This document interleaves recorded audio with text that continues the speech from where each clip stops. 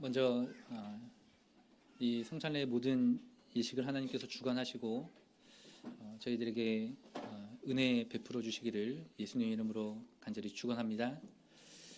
먼저 말씀 증거하고 같이 성찬례식에 참여하도록 하겠습니다. 하나님 말씀 고린도전서 11장 23절에서 26절 말씀 보시겠습니다. 고린도전서 11장 23절에서 26절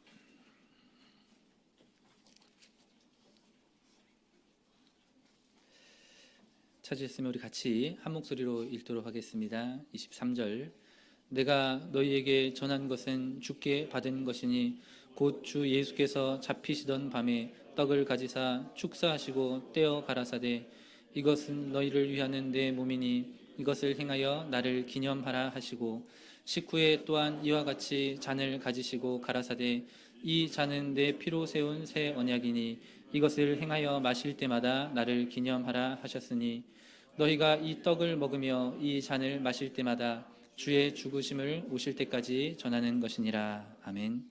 이 성찬례에는 우리 참예수 교회에서 믿고 지키는 세 가지의 성례 중에 하나입니다. 이 성찬례는 예수님께서 잡히시는 그날 밤 친히 설립하신 것을 우리가 알 수 있습니다. 누가복음 22장 19절 20절 말씀 보시겠습니다. 누가복음 22장 19절에서 20절입니다. 19절 20절 또 떡을 가져 살해하시고 떼어 저희에게 주시며 가라사대 이것은 너희를 위하여 주는 내 몸이라 너희가 이를 행하여 나를 기념하라 하시고 저녁 먹은 후에 잔도 이와 같이 하여 가라사대 이 잔은 내 피로 세우는 새 언약이니 곧 너희를 위하여 붓는 것이라. 예수님께서 직접 성찬례식을 설립하시고 거행하셨습니다. 그리고 이 성찬례식을 제자들에게 시행하라고 명령하셨습니다. 방금 읽으신 말씀과 오늘 읽으신 고린도서 11장에 있는 말씀에 보시면 이것을 행하여 나를 기념하라라고 말씀하셨지요. 때문에 우리 참예수 교회에서는 이 성찬례식을 믿고 지킵니다. 그리고 또 중요한 것은 이 성찬례식은 오늘날 우리의 구원과 밀접한 관계가 있다는 사실입니다. 요한복음 6장 53절에서 57절 말씀 보시겠습니다. 요한복음 6장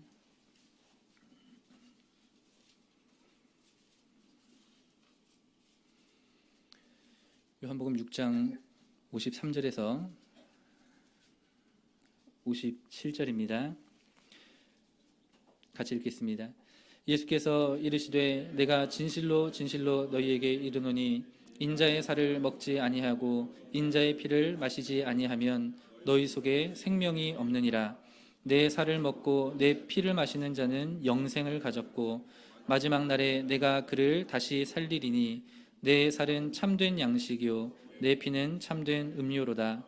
내 살을 먹고 내 피를 마시는 자는 내 안에 거하고 나도 그 안에 거하나니 살아계신 아버지께서 나를 보내심에 내가 아버지로 인하여 사는 것 같이 나를 먹는 그 사람도 나를 인하여 살리라. 아멘. 이 성찬례식은 예수님의 살과 피에 우리가 참여하는 겁니다. 예수님과 한 몸이 되는 거예요. 그래서 죽음을 이기시고 부활하신 예수님을 따라 우리도 같이 부활합니다. 그리고 영원한 생명을 사시는 예수님처럼 우리 또한 영생을 누리게 됩니다. 왜냐하면 예수님과 한 몸을 이루었기 때문입니다. 뿐만 아니라 우리 여기 있는 모든 성도님들도 하나님으로부터 한 성령을 받았듯이 또 한 몸에 참여합니다. 그래서 우리 모든 성도는 하나입니다.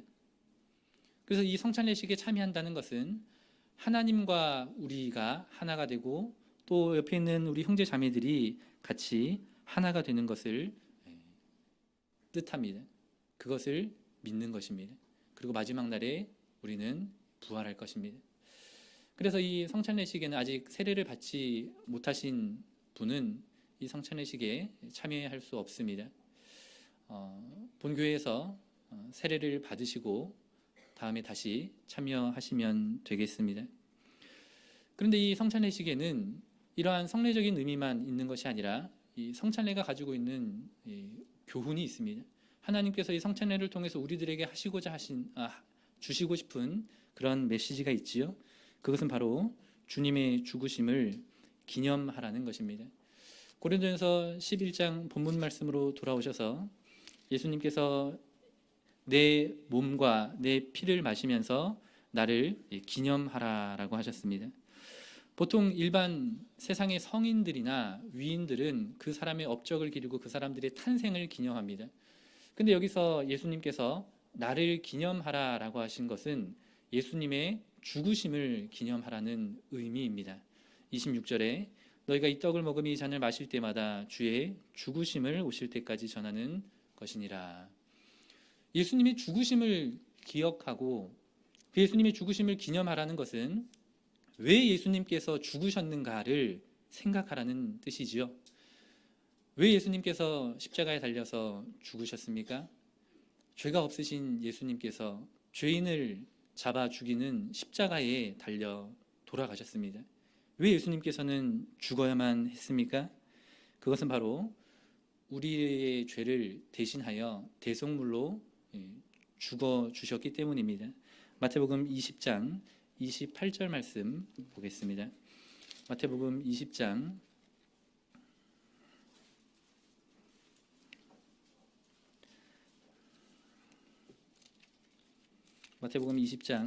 28절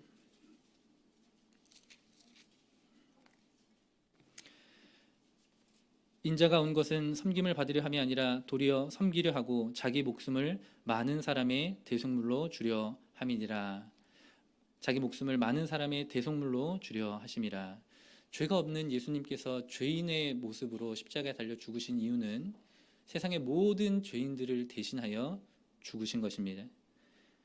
그래서 예수님께서는 친히 화목 제물이 되셨습니다. 로마서 3장 25절 제가 읽겠습니다. 이 예수를 하나님이 그의 피로 인하여 믿음으로 말미암아 화목 제물을 세우셨으니 이는 하나님께서 길이 참으시는 중에 전에 지은 죄를 간과하심으로 자기의 의로우심을 나타내려 하심이니. 죄로 인해서 단절되었던 하나님과 나의 관계가 무엇을 통해서 다시 회복이 되느냐? 바로 예수님의 십자가 사건으로 나와 하나님의 관계가 다시 회복이 되는 겁니다. 그래서 우리에게 우리가 영생을 누리고 부활하게 되는 것이지요. 우리는 이러한 사실들을 너무나 많이 들어서 잘 알고 있습니다. 그런데도 사실 이 하나님의 은혜가 얼마나 큰지를 종종 잊고 살아갑니다. 예수님이 십자가에 달려 돌아가신 은혜가 얼마나 큰지를 우리가 좀 느끼려면 예수님께서 당하셨던 고통이 얼마나 큰가를 살펴보면 조금은 짐작할 수 있습니다. 로마서 5장 20절에 율법이 가입한 것은 범죄를 더하게 하려 함이라. 그러나 죄가 더한 곳에 은혜가 더욱 넘쳤나니. 우리가 율법을 통해서 발견하는 것은 내 죄입니다. 하나님의 계명, 하나님의 말씀을 통해서 내가 의로워지는 게 아니라 나는 죄인이구나라는 것을 깨닫게 되죠. 그런데 내 죄를 발견하고 내 죄가 크면 커질수록 그 죄를 사해 주신 하나님의 은혜가 커지는 것처럼 하나님의 십자가 은혜가 얼마나 큰지를 알기 위해선 예수님이 당하신 고통을 우리가 엿볼 필요가 있습니다. 물론 몇 마디의 말로 예수님이 당하셨을 고통을 다 헤아릴 수는 없지만 우리의 신앙에 하나님의 은혜에 감사하는 데에 조금의 도움이 되리라 생각합니다. 마태복음 26장 38절 말씀 보시겠습니다. 예수님께서 어떠한 고통을 당하셨는가 살펴보도록 하겠습니다. 마태복음 26장 38절입니다. 이에 말씀하시되 내 마음이 심히 고민하여 죽게 되었으니 너희는 여기 머물러 나와 함께 깨어 있으라. 예수님께서 잡히시기 직전 겟세마네 동산에서 기도하시면서 내 마음이 심히 고민하여 죽게 되었다. 여기서 심히 고민하다라는 이 의미가 뼈가 떨릴 정도로 두려움에 떨었다라는 겁니다. 하나님이신 예수님이 세상 만물을 창조하신 예수님께서 도대체 무엇 때문에 뼈가 떨릴 정도로 고통 속에서 떨며 기도하셨을까요? 우리는 흔히 십자가의 육체적인 고통을 생각합니다. 예수님이 당하셨던 고통은 육체적인 고통이 있지요. 그래서 손목과 발에 못이 박힙니다. 그리고 많은 채찍에 맞아서 살점이 다 뜯겨져 나가고요. 면류관을 씁니다. 그래서 그 십자가에서 모든 피를 흘립니다. 그 십자가의 자기 체중을 이 못으로 지탱을 하려니 숨이 쉬어지지가 않아요. 그래서 숨을 쉬려면 못이 박힌 곳에 힘을 주고 체중을 들어 올려야 되지요. 숨을 한번 쉬고 다시 내려옵니다. 여기가 아프니까, 통증이 생기니까. 그러면 내려오면 다시 숨이 안 쉬어져요. 그러면 다시 숨을 쉬기 위해서 그 고통을 참고 몸을 들어 올립니다. 그것을 죽을 때까지 합니다. 그런데 예수님께서 당하신 고통의 본질은 사실 이 육체적인 고통이 아닙니다. 물론 이 육신의 고통 또한 더할 나위 없이 큰 고통이지만 예수님이 당하셨을 고통은 이보다 더 큽니다. 두 번째로 생각해 볼 것은 정신적인 고통이 있겠지요. 자기를 사랑하는 사람들, 죽기까지 따르겠다고 했던 베드로를 시작해서 모든 제자들이 예수님이 잡혀 돌아가실 때에 도망쳤습니다. 누구도 그 예수님의 옆을 지켜주지 않았어요.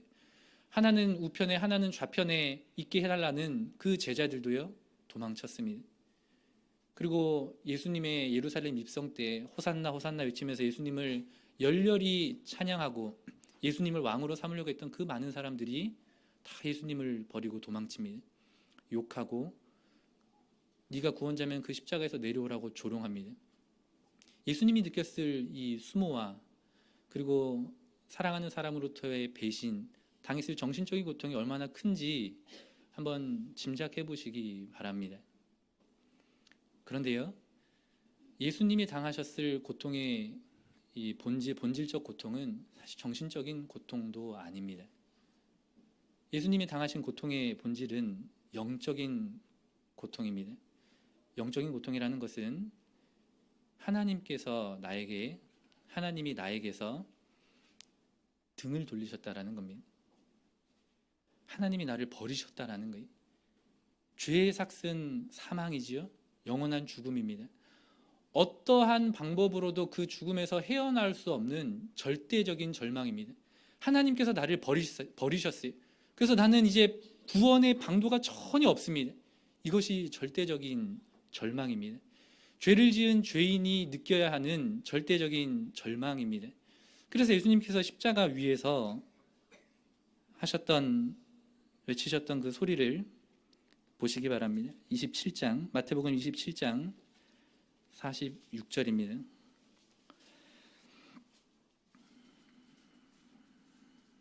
마태복음 27장 46절. 제9시 즈음에 예수께서 크게 소리질러 가라사대 엘리 엘리 라마 사박다니 하시니 이는 곧 나의 하나님 나의 하나님 어찌하여 나를 버리셨나이까 하는 뜻이라. 예수님이 당하신 본질적인 고통은 바로 이 죄의 삭을 감당하셨습니다. 사망입니다. 하나님께서 나를 버리셨다. 내가 어떠한 방법을 해도 지옥에 갈 수밖에 없다라고 하는 이 사실은 절대적인 절망입니다. 세상에서 느낄 수 있는 가장 큰 절망이지요. 이 고통을 예수님께서 나를 대신해서 다 당해 주셨습니다. 원래는 내가 당해야 하는 이 고통을 예수님께서 당해 주셨어요. 근데 우리는 이 너무나도 큰 하나님의 은혜임에도 불구하고 이러한 하나님의 은혜로 죄사함을 받았음에도 불구하고 우리의 삶에서 너무나도 쉽게 또다시 죄를 범합니다. 회개하면 되니까. 죄 지어도 교회 와서 회개하면 되잖아요.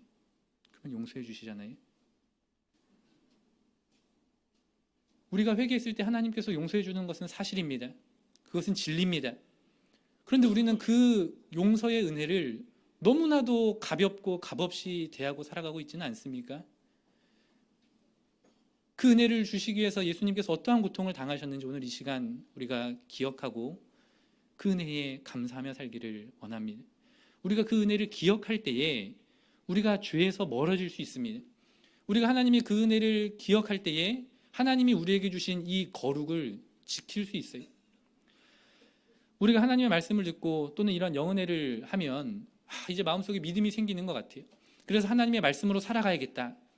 예배 참석도 잘하고 성경 말씀도 읽고 기도도 하고 내가 잘 살아야겠다라고 다짐하지요. 근데 그렇게 다짐하고 살면 며칠 가든가요? 우리는 그 결심이 얼마 가지 않는다는 것을 경험을 통해서 너무나도 잘 압니다. 그리고 똑같은 죄에 반복해서 넘어지는 내 자신을 발견할 때 얼마나 내가 한심하고 처량한지요. 그런데 그것이 지극히 정상적인 사람의 모습입니다. 사람은 죄를 지어서 죄인이 아닙니다. 죄인이기 때문에 죄를 짓는 거예요. 우리가 세례를 받고 성령을 받아서 하나님의 자녀로 우리의 신분은 변화됐습니다. 우리는 새 사람이 되었지요. 그것은 우리의 신분을 말합니다.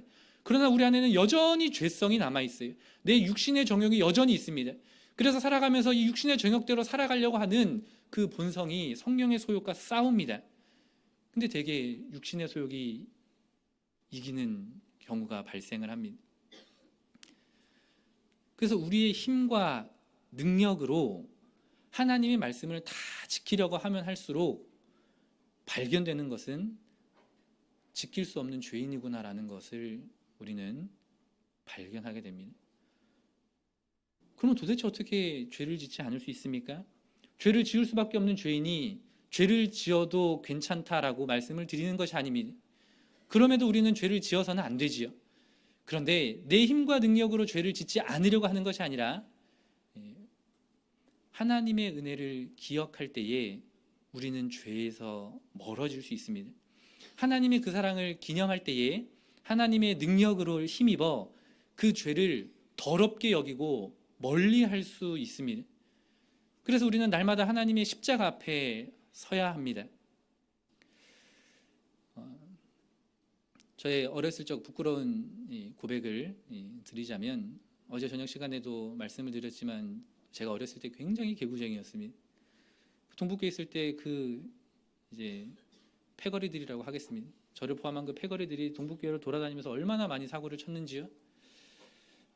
이제는 모여서 이제 도둑질을 하기 시작을 했습니다. 우리 자라나는 어린이들은 이 말을 끝까지 잘 들으셔야 돼요. 근데 옛말에 틀린 거 하나 없다고요? 바늘도둑이 소도둑 되지요. 처음에는 100원짜리 초콜릿 사탕을 슈퍼에서 몰래 훔칠 때만 해도 얼마나 마음이 조마조마하고 떨리든지요. 이거 들키면 어떡하나. 근데 이게 2번, 3번 반복되고 되니까 이제는 아무렇지도 않아요. 그리고 그것에 만족하지 않고 더 큰 거를 이제 노립니다. 그래서 이제 과자, 깍과자, 이제 가방까지 챙겨가지고요. 막 그것을 이제 훔치기 시작을 했어요. 그리고 이제 나중에는 그 동네만 만족하지 않고 원정을 떠납니다. 이 서울 지리를 아시는 분들은 동북교회에서 용마산에 이제 걸어서 가기로 했어요. 그래서 교회에서 그 패거리들이 다 같이 자고, 우리 교회에서 청년들이 교회에서 잔다고 해서 다 믿지 마십시오. 사람은 믿음의 대상이 아닙니다. 특히 또래 모임 이런 거 굉장히 조심하셔야 됩니다.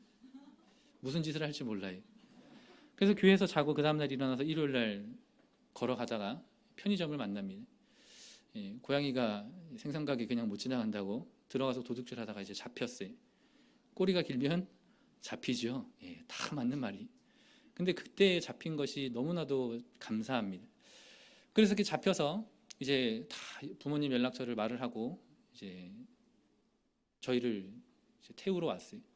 근데 마침 그때 아버지가 신방을 하시던 중이셨어요.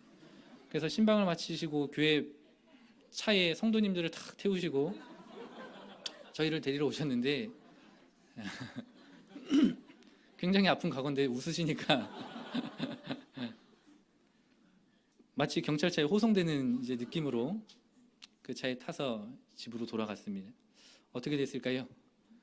맞았지요. 예, 잘 아시네요. 맞았습니다. 엎드려 버쳐를 하고 엄청 맞았는데 그때 맞을 때에는 제 속으로도 맞을만하다 인정이 되더라고요. 그렇게 흠씬 두들겨 맞고 우리 청년들 도둑질하면 어떻게 돼요? 두들겨 맞습니다. 도둑질하면 안 됩니다. 그렇게 두들겨 맞고 아버지가 그날 저녁에 종이를 주시면서 어느 슈퍼에서 뭐 훔쳤는지 쓰래요. 참, 생각도 나질 않아요. 너무 많이 훔쳐서. 그래서 이제 대충 적습니다. 뭐 초콜릿 뭐 10개, 뭐 사탕 뭐 몇십 개, 어느 슈퍼 이렇게 쭉 적습니다. 아버지가 저와 저희 형의 손을 잡고 이제 그 동네 슈퍼를 돌아다니시면서 사장님들한테 찾아가서 저희 자식들이 이렇게 훔쳤다라고 이야기를 하시고 사과하고 그리고 10배로 이제 물어주겠다라고 하셨어요. 그렇게 한 슈퍼마다 돌아가시고 근데 꼭 저희들 보고 먼저 나가 있으라고 하셨어요. 그래서 왜 더 하실 이야기가 있으신가 하고 먼저 나가 있었지요. 그리고 마지막 이제 동북교회에 가장 가까운 슈퍼를 마지막으로 갔습니다. 거기서 주인 아주머니에게 사과를 하고 이제 집으로 먼저 들어가 있으라 그래서 집으로 들어가는 길에 아버지가 왜 남아 계실까 궁금한 마음에 그 내리막길에서 이렇게 슈퍼를 바라봤습니다. 근데 저희 아버지가 무릎 꿇고 빌고 계시더라고요. 근데 어린 마음에 제가 그때 5학년, 6학년 넘어갈 그 무렵이었는데 어린 마음에 마음이 너무 아팠어요. 저희 아버지가 목자라는 거를 잘 아는데 저희 아버지가 그 아주머니에게 빌고 있는 그 모습이 맞을 때보다 더 아프더라고요. 그래서 그 아버지의 그 모습을 보고 너무 마음이 아프고 그 이후로부터는 도둑질을 할 수가 없습니다. 할 생각이 나지 않습니다. 왜냐하면 아직도 그 아버지의 모습이 기억이 납니다.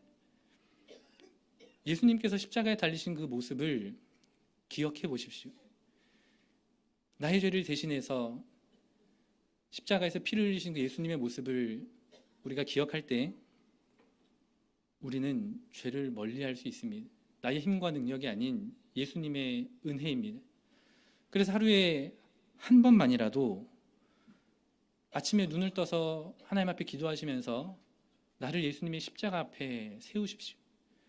예수님의 그 십자가 보혈을 기억하는 사람이 거짓말할 수 없습니다. 하나님의 복음 앞에 무릎 꿇고 산산이 부서진 사람이 형제를 미워하고 판단하고 다툴 수 없습니다.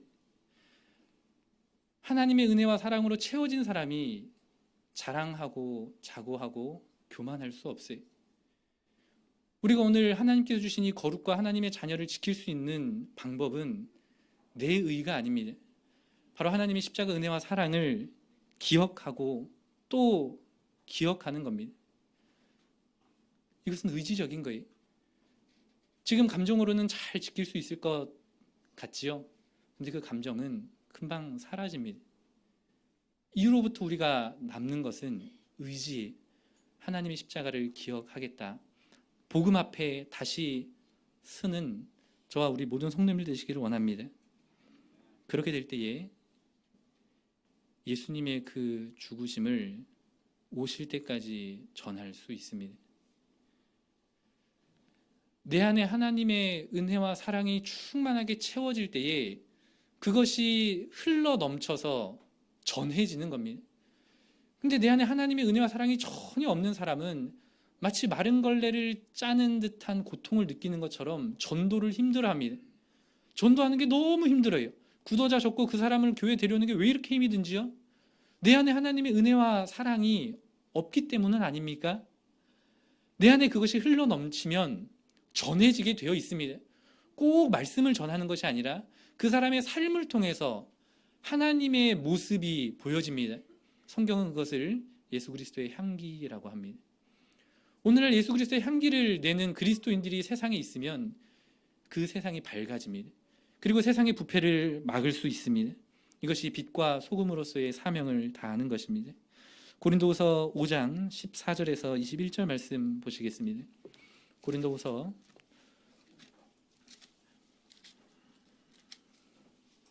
5장 14절부터 21절입니다.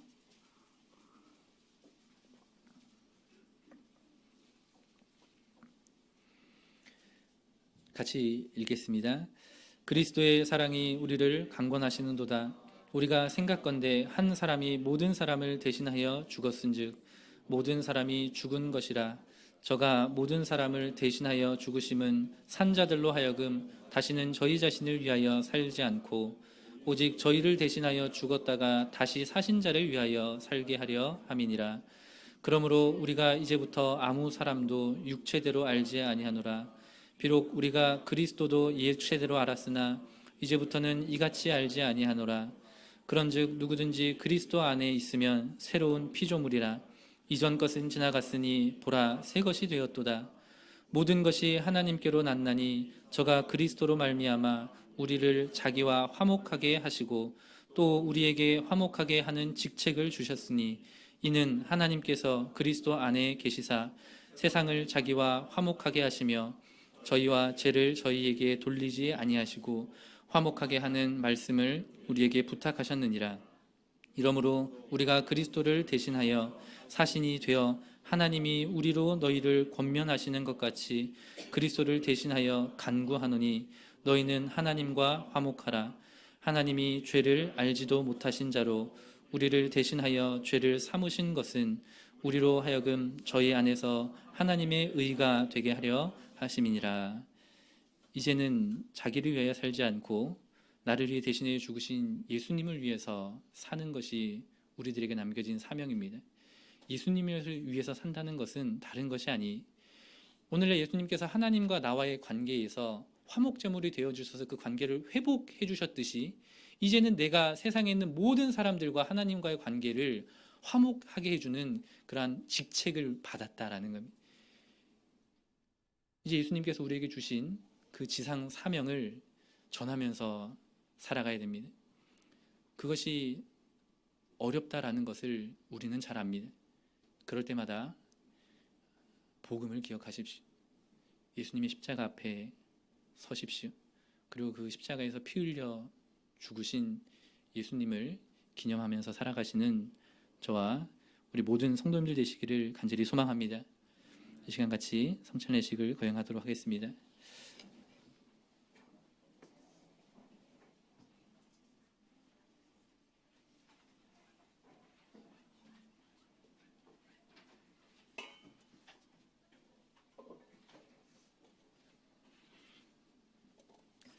다 같이 축사기도 드리겠습니다. 할렐루야. 예수 그리스도 이름으로 축사기도 드립니다. 천지 만물을 창조하신 하나님 아버지, 이 죄인들을 긍휼히 여기시어 하늘 영광 버리시고 육신을 입어 이 땅에 내려오신 사랑에 감사드립니다. 또한 우리의 죄를 대신하여 십자가 고통을 받고 죽으신 그 보혈의 은혜를 이 시간 기념합니다. 이 성찬에 참여함으로 우리가 영생을 얻고 하나님께서 마지막 날에 다시 살리실 것을 또한 믿습니다. 이제 축사함으로 이 떡이 예수님의 살로 영화됨을 믿사오며 예수 그리스도 이름으로 축사기도 드립니다. 할렐루야. 아멘. 찬송 부록 8장 부르시겠습니다.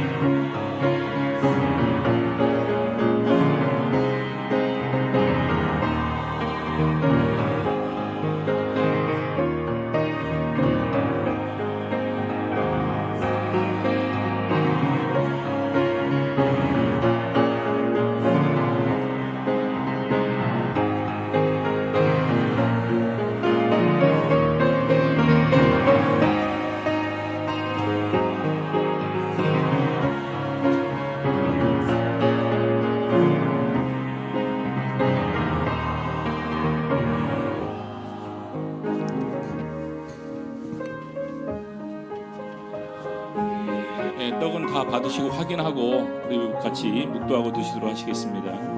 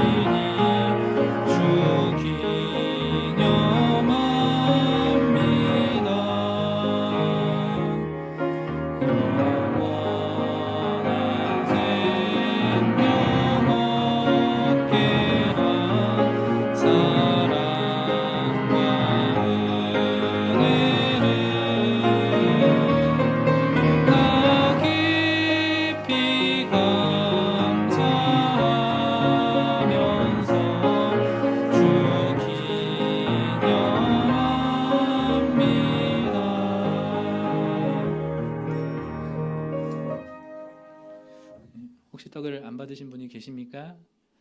없으면 다 같이 묵도하시고 제가 종을 치면 같이 몸에 참여하도록 하겠습니다.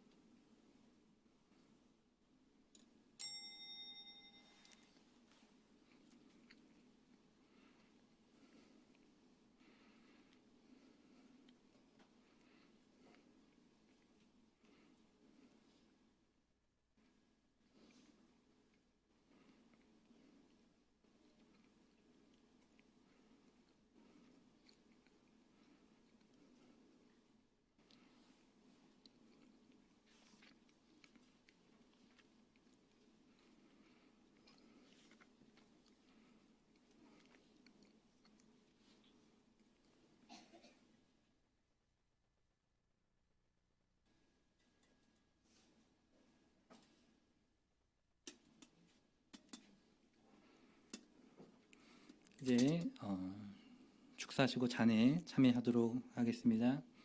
다 같이 축사에 동참해 주시기 바랍니다. 예수 그리스도 이름으로 축사기도 드립니다. 사랑의 하나님 아버지, 십자가에 달려 모든 물과 피를 흘리신 고귀한 은혜에 감사를 드립니다. 나를 위해 죽으신 주님이 3일 만에 부활 승천하신 것과 이 땅에 다시 오실 것을 믿습니다. 오나 없기는 예수님께서 다시 오시는 그날까지 예수님의 사랑과 은혜를 전하며 살아가는 저희들 되게 하여 주시옵소서. 또한 내 삶의 십자가를 지고 하나님께서 거룩하게 구별하신 이 거룩을 마지막 날까지 지키며 살아가게 하여 주시옵소서. 이제 축사를 통해 이 잔이 예수님의 피로 영화됨을 믿사오며 예수 그리스도 이름으로 축사기도 드립니다. 아멘. 찬송가 부록 9장 부르시겠습니다.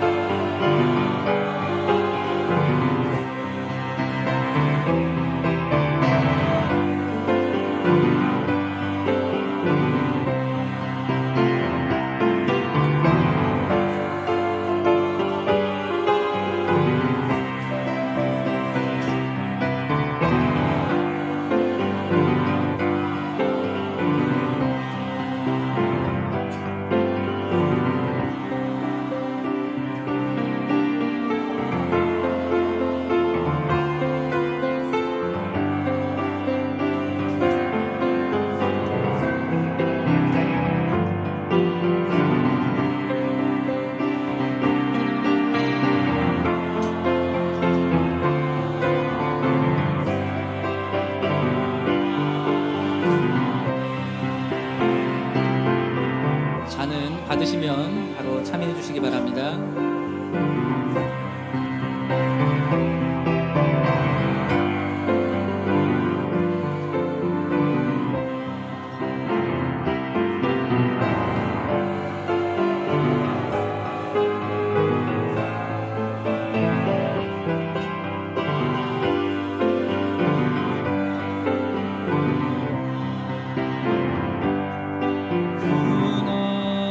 나를